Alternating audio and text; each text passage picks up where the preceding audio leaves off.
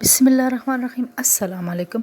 ایک حدیث اور ایک مسنون دعا کے ساتھ حاضر ہے۔ 40 احادیث یاد کرنے کی بہت زیادہ فضیلت آئی ہے۔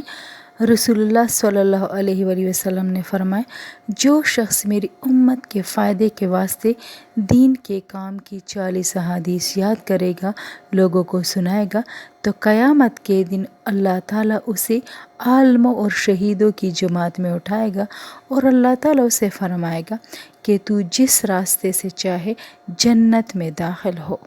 حدیث نمبر 31۔ حب الدنیا رأس کل خطیئۃ، حب الدنیا رأس کل خطیئۃ، دنیا کی محبت ہر برائی کا سرچشمہ ہے، دنیا کی محبت ہر برائی کا سرچشمہ ہے۔ مسنون دعا نمبر 31۔ سفر سے واپسی کی دعا۔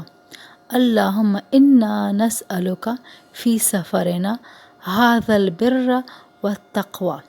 اللہم انا، اے میرے اللہ، نسألک، میں تجھ سے سوال کرتی ہوں، فی سفرنا، اس سفر میں، ھذا البر، نیکی کا، والتقوی، اور پرہیزگاری کا۔ اللہم انا نسألک فی سفرنا ھذا البر والتقوی۔